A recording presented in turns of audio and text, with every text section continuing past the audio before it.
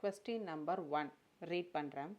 கீழ்காணும் விகிதமுறு எண்களை தசம எண்ணாக மாற்றி அது எவ்வகை தசம விரிவு என்பதை கூறுக அப்படின்னு சொல்லியிருக்காங்க. இங்கிலீஷில் ரிப்பீட் பண்ணுறேன். Express the following rational numbers into decimal and state the kind of decimal expansion அப்படின்னு சொல்லியிருக்காங்க. அதில் ஃபஸ்ட்டு சப்டிவிஷனாக வந்து 2/7 சொல்லியிருக்காங்க. நம்ம சம் பார்க்குறதுக்கு முன்னாடி ஒரு சின்ன நோட்டு.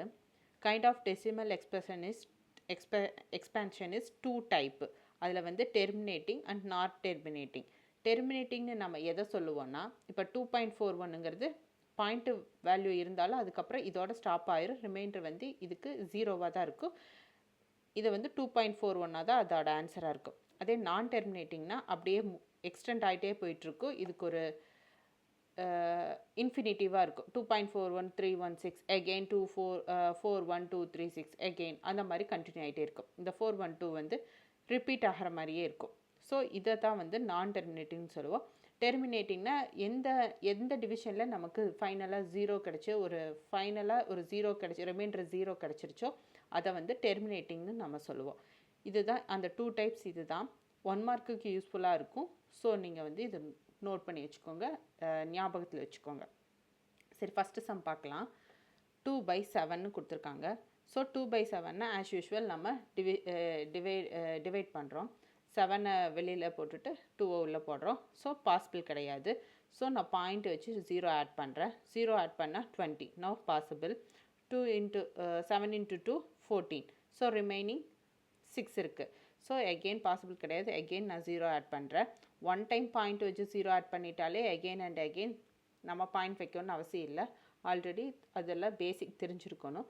ஸோ 0 ஆட் பண்ணுறேன். ஸோ 60.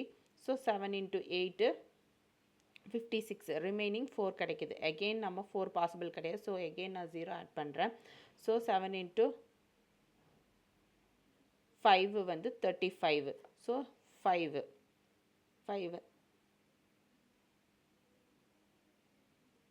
35. ஸோ ரிமைனிங் எனக்கு வந்து 5 கிடைக்கிது. ஸோ பாசிபிள் கிடையாது. எகெயின் நான் 0 ஆட் பண்ணுறேன். ஸோ 7 × 7 49. ஸோ ரிமைனிங் என்ன 1 கிடைக்கிது. நான் எகெயின் பாசிபிள் கிடையாது. 0 ஆட் பண்ணுறேன். ஸோ 1 × 7 7. ரிமைனிங் 3. ஸோ 3 வந்து பாசிபிள் இல்லை. 0 ஆட் பண்ணுறேன். ஸோ 13. 7 × 4 28. ரிமைனிங் 2. 0 ஆட் பண்ணுறேன். ஸோ 7 × 2 14. ரிமைனிங் 6. ஸோ இது வந்து கண்டினியூ ஆகி போயிட்டே இருக்குது.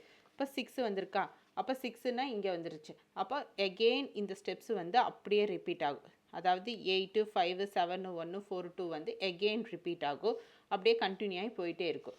ஸோ இதுதான் இதோட ஆன்சர். ஸோ 2/7 நம்ம டிவைட் பண்ண என்ன கிடைக்கும்? 0.285714 இதான் கிடைக்கும். இது ரிப்பீட் ஆகி போயிட்டே கண்டினியூ ஆகி போயிட்டே இருக்குது. ஸோ கண்டினியூ ஆச்சுன்னா அதுக்கு நம்ம மேலே வந்து ஒரு பார் போட்டுறோம். ஸோ இது வந்து என்ன? டெஃபினெட்லி நான் டெர்மினேட்டிங் அண்ட் ரெக்வரிங். இதுதான் இதோட ஆன்சர். ஸோ இப்படி கண்டினியூ ஆகி போச்சுனாலே வந்து அது நான் டெர்மினேட்டிங்னு நம்ம சொல்லுவோம்.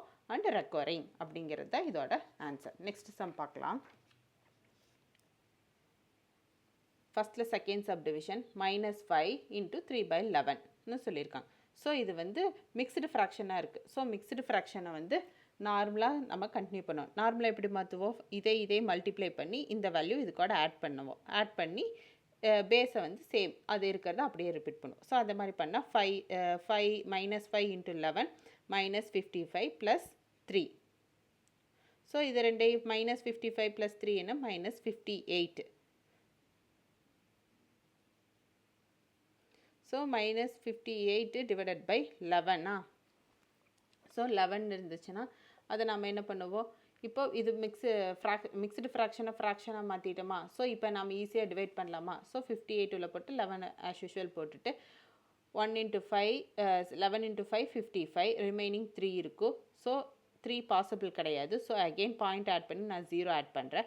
0 ஆட் பண்ணால் 11 × 2 22. ரிமைனிங் 8 கிடைக்கும். 8 பாசிபிள் இல்லை. ஸோ நான் அகெயின் 0 ஆட் பண்ணுறேன். ஸோ 7 11 × 7 77. ஸோ 77னா ரிமைனிங் என்ன கிடைக்கும்? 3 கிடைக்கும். ஸோ பாசிபிள் இல்லை. அகெயின் 0 ஆட் பண்ணுறேன். அகெயின் 2 11 × 2 22. ஸோ அகெயின் 8 வரும். இந்த ஸ்டெப்பு அப்படியே ரிப்பீட் ஆக ஸ்டார்ட் ஆகும். ஸோ பார் போட்டுறணும். ஸோ -5.27 அதில் 27 வந்து ரிப்பீட் ஆகிட்டே இருக்கும். ஸோ அது வாட்டி தான் நான் இங்கே பார் ஆட் பண்ணியிருக்கேன். ஸோ இந்த மாதிரி கண்டினியூஸ்னாலே அது வந்து நான் டெர்மினேட்டிங். ஸோ சொல்யூஷன் என்ன? It is non terminating and recurring அப்படிங்கிறது தான் இதோட answer. Next 22 divided by 3. 22 divided by 3 வந்து ஆஸ் யூஷுவல் நான் டிவைட் பண்ணுறேன். 22 3 3 வந்து 22ல் எவ்வளோ டைம் வரும்? 7 டைம் வரும். 7 × 3 21. ஸோ ரிமைனிங் என்ன 1 இருக்குது. 1 பாசிபிள் இல்லை. ஸோ பாயிண்ட் ஆட் பண்ணி நான் இங்கே 0 ஆட் பண்ணுறேன். பாயிண்ட் வச்சு நான் 0 ஆட் பண்ணுறேன். 0 ஆட் பண்ணால் 3 × 3 9. So remaining 1. ஸோ 0 பாசிபிள் இல்லை. 0 ஆட் பண்ணுறேன். ஸோ அகெயின் 3 × 3 இது கண்டினியூ ஆகிட்டே இருக்கும். ஸோ இந்த 3ங்கிறது கண்டினியூ ஆகிட்டே இருக்கும். ஸோ 22 டிவைடட் பை 3யோட வேல்யூ என்ன? 7.3 பார்.